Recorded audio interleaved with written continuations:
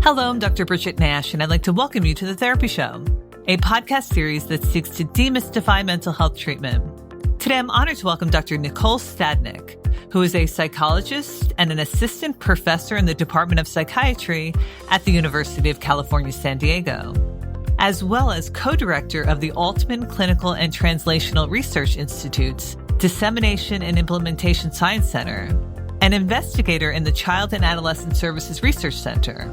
A primary area of Dr. Stadnick's research aims to promote equitable access to evidence-based practices and mental health services for children with autism spectrum disorder and co-occurring mental health needs through tailored service delivery models. She currently leads several implementation projects supported by the National Institutes of Health, focused on community-engaged, cross-system health services, and implementation research for individuals with complex clinical presentations. Dr. Stadnick, welcome to The Therapy Show. Thank you so much. I appreciate this invitation. Can you start by telling us a little bit about your personal background and professional development that led to your research in the field of autism spectrum disorder? Absolutely. Thanks so much for that question. So my interest in improving care for individuals with autism, it started as a college student in Arizona, where I'm from. It progressed through graduate school in clinical psychology and continues to be a really important thread in my current work as a university professor, a researcher, and a licensed psychologist.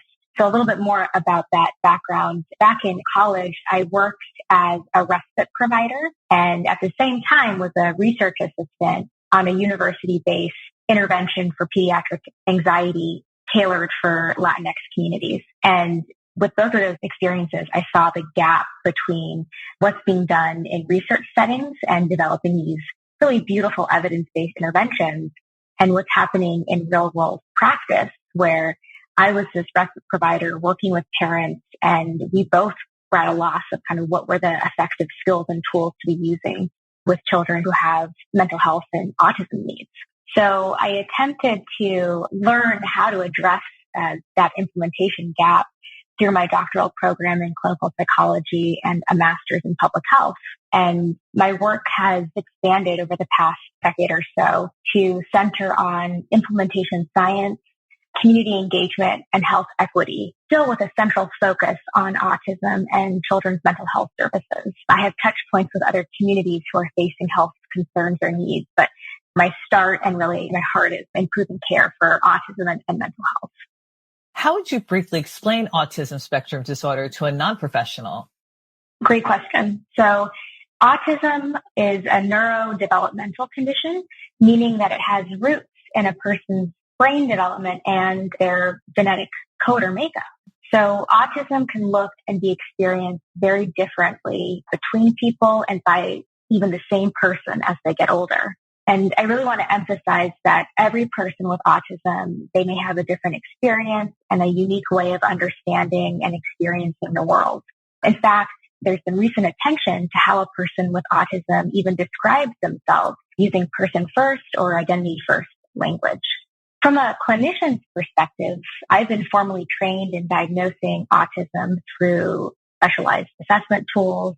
These include interviews with caregivers and individuals, suspected of having autism themselves, plus observing those individuals through conversation and play, depending on their age.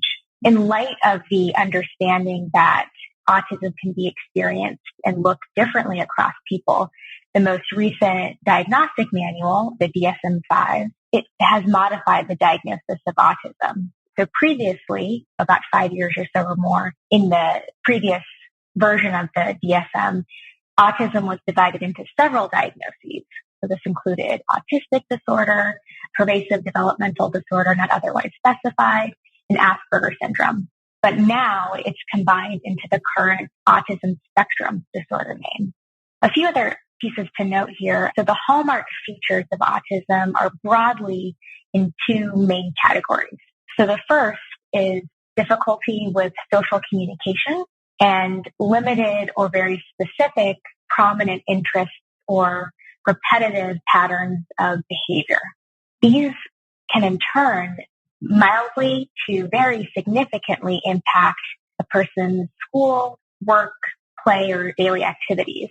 And the social communication difficulties, they can look or be experienced in many ways. So they can look like having a difficulty with a back and forth conversation, making and keeping friends. For young children, pretend play can be difficult. And the specific interests or repetitive behaviors, that second category, can also take many forms. And it can look like a really rigid insistence on routines or sameness that might get in the way of completing expected tasks or maintaining social relationships. People with autism, they may also experience related behaviors or healthcare needs. And so these can include heightened sensitivity to sensory experiences, so being very sensitive to light, how things feel on their skin, sound, as well as a number of co-occurring medical or mental health concerns. Why is it important that an integrated care model for children with autism spectrum disorder and co-occurring mental health concerns be utilized? Let me unpack it a little bit. But first, let me offer a working definition of integrated care. There are different models and different definitions, but the one that I have used in my work to describe integrated care is when healthcare teams collaboratively work with families to make decisions and connect to needed care. So as we just talked about, children and people with autism, they may experience a variety of healthcare needs, including physical health and mental health needs. And managing these care interactions with multiple treatment providers or care providers can be really stressful, can be confusing, take a lot of time, and a lot of persistence. And unfortunately, the way our healthcare system is set up in the U.S., it can be very fragmented. And so as you can imagine, that can be really challenging for everyone, patients, families, providers, decision makers. So for individuals with autism, a common experience to have co-occurring mental health concerns, such as difficulties managing anxiety, depression, attention, and challenging behaviors. And by common, I mean that in some of my own work and others, we've seen rates of over 90%. So over 90% of individuals with autism have a co-occurring mental health need. There are often delays in identifying these co-occurring mental health needs until they become almost a crisis point. And for kids, that oftentimes happens in the school setting. This can then trigger a referral to mental health services. In an integrated care world, and something that I've been trying to refine and implement, is a model of care that's anchored in pediatric primary care, a common healthcare touch point for most children, and where mental health needs could be identified early and then care linkage to mental health services could be provided. So in sum, that's the rationale for an integrated care model for children with autism and co-occurring mental health needs. I know you're not a psychiatrist, but is there a medication that's recommended for someone with autism spectrum disorder, or are you oftentimes medicating for other disorders or other symptoms? That's a great question. And yes, I just want to acknowledge that I am not a psychiatrist, but I've worked in a lot of care teams with psychiatrists. And oftentimes the treatment plan for an individual with autism includes a medication evaluation or medication management. Unfortunately, there is no autism-specific medication that has been identified. So oftentimes the medications that are prescribed are to help address some of those co-occurring mental health needs. So possibly the aggressive behaviors maybe, or the attention problems, or some of the emotion dysregulation that results from anxiety or depression. And I wonder if it's important, since there's no medication that's been targeted for autism spectrum disorder, and there might be behaviors or symptoms that are making it difficult for a child to learn or a child to be in community, sometimes it might be important to address those other needs with autism spectrum disorder. Am I right?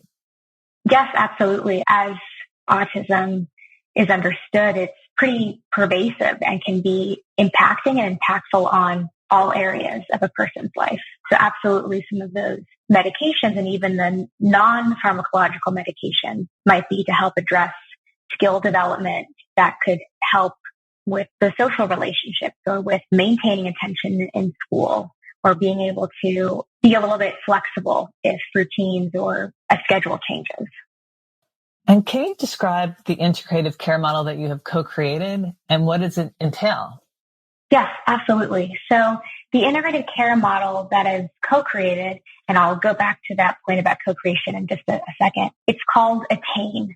So it stands for Access to Tailored Autism Integrated Care. And it's an 8-step model that provides a roadmap to pediatric primary care settings, how to use a mental health screening tool to identify co-occurring mental health needs and then link to mental health services, either within the same health system or to community providers. The screening tool that we selected is called the Pediatric Symptom Checklist 17. It's a 17-item questionnaire, and it asks about different behaviors and how frequently they occur. So it's a pretty brief but comprehensive screening tool. The project is funded by the National Institute of Mental Health and in partnership with 3 healthcare systems that collectively provide the bulk of primary care services to children in the San Diego region. We were really intentional about including multiple healthcare systems in this project, including a federally qualified healthcare system. This was intentional because we wanted to facilitate our understanding of context and how families from different backgrounds, from different sociodemographic, cultural, and geographic regions access and engage with healthcare. So I appreciate you mentioning it was co-created. And so the co-creation happened in a few ways. So the first way was through establishing a community and scientific advisory board. And this included individuals who are mental health providers, pediatricians, parents, and mental health services researchers. So throughout the project, as we were co-creating the ATTAIN model, we met about quarterly, every few months to review materials, data collection, procedures, interpret results, and make implementation plans. So making sure that this 8-step model fit within different clinics and care settings. Second co-creation method we used was that we tailored each of the ATTAIN models to the individual healthcare system. And this was really to maximize the fit between the clinic or the healthcare system's current workflow, their capabilities in terms of, do they have an electronic health record system that would allow for us to make changes, and the organization's values and priorities. Change is hard, and pediatricians and their care teams are very busy, and they're constantly being asked to do more. So we need to be really mindful about limiting any disruptions to workflows by trying to seamlessly implement ATTAIN as best as possible. And so pretty quickly into our co-creation of ATTAIN, it was apparent that when trying to implement or to modify anything in pediatric care settings, there are multiple individuals who need to be involved or at least aware of a change in practice. So this includes not only the pediatrician or the nurse practitioner or the physician's assistant, who's kind of the lead provider, but also their nurses, medical assistants, front desk staff, and of course, the health system or clinic leaders. An involved process, including a lot of different individuals. And so we're still refining ATTAIN. We completed a pilot study of it in the past year, and we look forward to sharing the preliminary outcomes from that recent pilot, hopefully later this spring. Dr. Stadnick, you wrote in one of your journal articles that children with autism spectrum disorder have high unmet mental health needs, due in part because identifying mental health problems in these children is complex, underidentified, and subject to diagnostic overshadowing, in which comorbid mental health problems are overlooked due to more pronounced conditions like autism spectrum disorder. What can be done to address this? Let me begin by unpacking that sentence a bit. So the good news is that there's more awareness from the research and practice communities that co-occurring mental health needs are common experiences for individuals with autism across the lifespan, from childhood through adulthood. The reality is that it's also common that these mental health needs may not be identified until later in childhood, even adulthood, for a few reasons. The first one, and something that's mentioned in that quote there, it can sometimes be difficult to disentangle core autism symptoms, like an insistence on sameness, with co-occurring mental health needs like anxiety, which can also be expressed in some forms as an insistence on sameness or rigid thinking. Second, by diagnostic overshadowing, I mean that core symptoms of autism can sometimes be perceived as more present or apparent and thus mask those other mental health care needs that a child or adult might experience. And because of this sort of masking, this might lead a provider or a care team to focus only on supporting access to autism-specific services, like applied behavior analysis, for example, and potentially overlooking care for those mental health needs. So what can be done? Well, one way we're trying to address this is through ATTAIN. So trying to increase attention to and awareness by providers, and ATTAIN is primary care providers, and really trying to emphasize that autism usually occurs and looks like autism plus.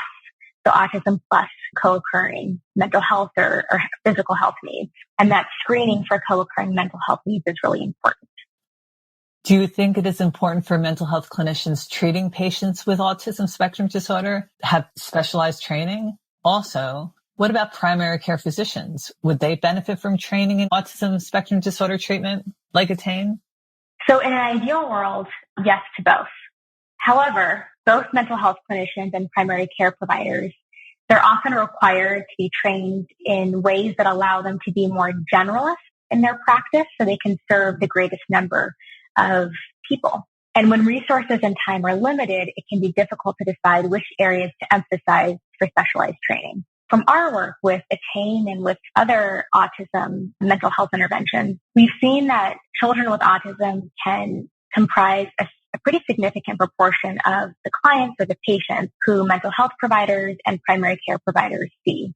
Because of that, probably a common occurrence for providers to be treating or working with individuals with autism, it would be helpful for both mental health providers and primary care providers, and they agree with this, to have a foundational knowledge about what is autism, what do co-occurring mental health presentations look like in individuals with autism, and basic strategies, maybe mostly kind of behavioral or even psychoeducation to caregivers or the individual themselves about autism, mental health needs, and what kind of care options might be available. In some of the work that I was involved in prior to ATTAIN, I was involved in a really community-based mental health intervention development process for outpatient mental health providers. And this was called AIM High. That's the intervention's name. And it was really in response to this understanding that because individuals with autism often comprise, a significant proportion of clinicians' caseloads, they were wanting more specialized skills in how to identify those co-occurring mental health needs, how to adapt more traditional cognitive behavioral or behavioral therapies for individuals with autism. So there is precedent and interest and need for this specialized training, but with acknowledgement that these trainings, they need to be in many ways brief and really fit within the context of where care is provided. So really what's most important is being responsive to stakeholder needs and working with them to create solutions that really fit their context and the families or individuals who they're trying to provide care to.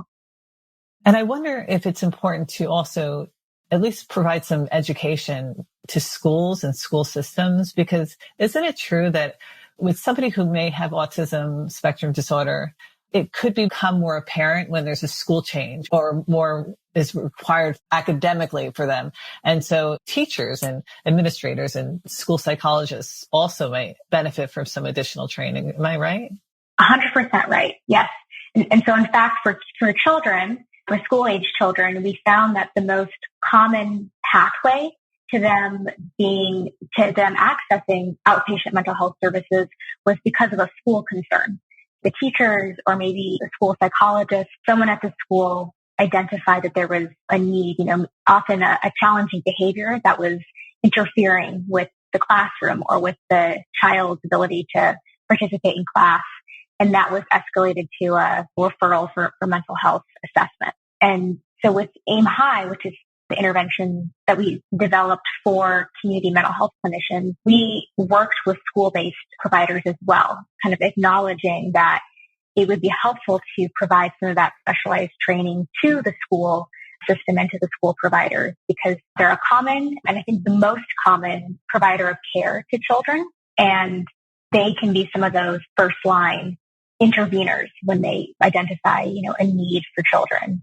So absolutely, engaging school-based providers in some of this training and awareness is really essential. The challenge always is finding the time and the resources to be able to offer this training and the ongoing supervision to be able to maintain these kinds of interventions. I agree. And I also think that for them to understand that there might not be just an autism symptom, but also other co-occurring mental health issue as well. Like they're not treating the patient, but just to be aware of it, I think would help them to understand what type of referral would be needed. Absolutely. So why is community engagement so important?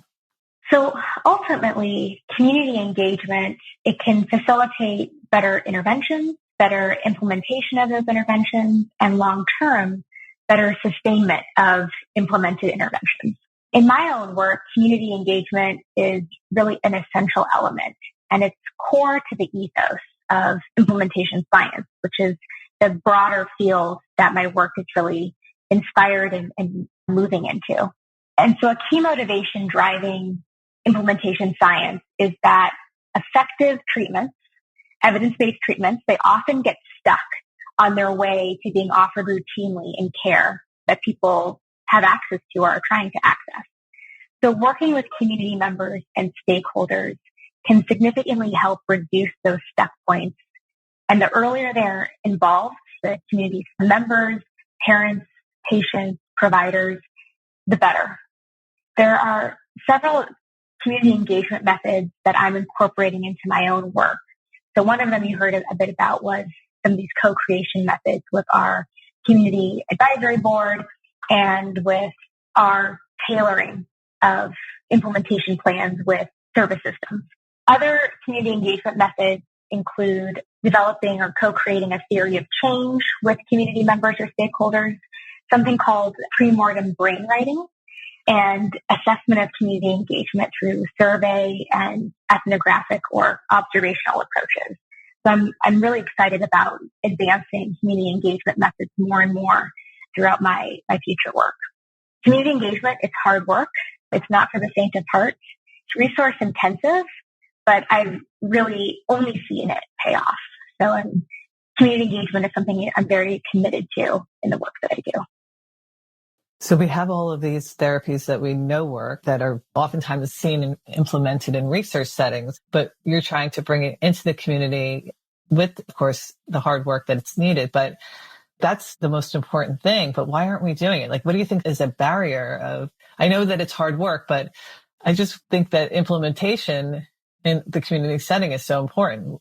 I 100% agree. And oftentimes the pipeline for treatments and interventions to be developed is within a university research, very tightly controlled setting. And after there's a very rigorous and impressive, oftentimes randomized clinical trial that's done to show if that treatment is effective, oftentimes it ends there. And then there's this expectation that, okay, we have this potentially life-saving evidence-based treatment. It's now ready. People come access it. There's a huge assumption and multiple gaps between this intervention that's been developed and how to actual, real world providers and patients get access to it. Within implementation science, that's kind of the whole motivation of that field. And one of the key ways to overcome that, intervention is developed and hopefully, pray people come in and access it, is to engage those implementers, those real world people and providers earlier in the intervention development process, so that when you have, evidence that something is effective, it doesn't just get manualized and get put onto a bookshelf, but it actually has legs and real world providers are using it and providing it to patients who need it. And I think clinicians, when they start to see something really work, can get excited about that. Yes, absolutely. And we know just from behavioral science too, that if you have an investment in something, if you've been kind of included on the way to something being developed, that buy-in and engagement is reinforcing. Mm-hmm. And so if you're able to include those clinicians, those other providers as you're developing and kind of refining an intervention, it's more likely that it's, number one, going to fit with their own skill development and practice, but also it could lead to their longer term use of it because they've put in their input and their expertise. So they've invested in something. Dr. Stadnick, is there anything that I didn't ask you that you think it's important for people to know about autism spectrum disorder? One piece that we haven't dug into super deeply is emerging understanding and acknowledgement of the disparities faced by individuals from underserved communities. This is not necessarily specific to autism, but it's definitely been more pronounced when we look at age of diagnosis for people with autism, access to care for individuals from underserved communities. And that is something that I'm really deeply committed to trying to address as well. Be trying to ensure equitable access to diagnostic and to treatment services for individuals with autism. There's been some policy changes at the national level that have been helpful in trying to encourage, universal autism screening to try to capture and identify individuals with autism from all racial and ethnic backgrounds earlier. So that is heartening, but definitely there's still more work to be done as it relates to equity and autism. I agree. And yes, your work is very impressive. We really appreciate it. So Dr. Stadnick, what are you most excited about in mental health treatment today? I'm really excited that there are increasing national and really international efforts to promote health equity in mental health treatment research and practice. So for a long time, and even still today, mental health treatment has been subject to stigma, as well as policy and systemic challenges that have really limited access and availability of mental health care for individuals and families. I've been, again, excited to see that healthcare systems, research funders like the National Institute of Health, and policymakers at the county and local levels, they're calling for or increasingly supportive of investing in research and practice efforts that promote access to evidence-based practices for those with mental health needs. It can't come soon enough, but I've seen progress over the past 10 to 15 years that I've been in this field. So I think that's one piece I'm really excited about. And if you had a magic wand and could improve one thing about mental health treatment today, what would it be? I think I would have to choose two, but they're related. That's okay. So I think it would be related to both, again, equity and expanded workforce capacity. So equity through access, languages offered, stigma reduced, information that's widely available, and having trained providers and workforce capacity. So that second piece that I'd like to use my magic wand for is expanding capacity through diversifying the mental health provider workforce, greater investment, infrastructure building for community health workers, family navigators, spreading out the training to be able to provide care to individuals with mental health needs and with autism. So many times the frustration I've heard from providers and from parents and sometimes from individuals themselves is, great, I got a referral, but I'm on a wait list now for a year or 6 months. That's heartbreaking. It can take so much effort and sometimes courage to be able to share about your mental health needs and then to have to wait for months to be able to get the care you need. That's really tough to hear. And so I think both the equity and the expanded capacity would be how I would use my magic wand. Because that could really change the trajectory. Like a year of waiting for treatment can change the whole trajectory of a person's course of illness. Yes, it can. And similarly, with autism diagnosis too, we have great methods to be able to diagnose as early as 18 to 24 months.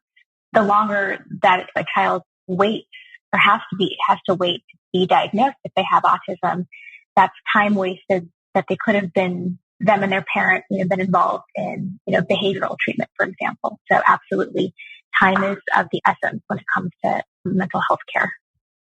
So Dr. Stadnick, on behalf of myself, my listeners, and all of the people that you've helped through your work, I want to thank you for your contributions to mental health treatment and for taking the time out of your busy schedule to help me and my audience better understand autism spectrum disorder. Thank you so much, Dr. Nash. I really, really appreciate the invitation to speak with you today and appreciate your time as well. Thank you. It was my pleasure. So be sure to check out my website, therapyshow.com, which has many resources about mental health, including a page dedicated to autism spectrum disorder. There you will also find how to submit questions, stories, or insights that you have about the mental health system, or suggestions about who else I can interview and how I can improve the show. I'd like to close by reminding our listeners to please subscribe, share, and review this podcast so you, someone you love, and people around the world can gain more benefit from therapy. There is no need to suffer in silence. Get the help that you need to create the life that you want.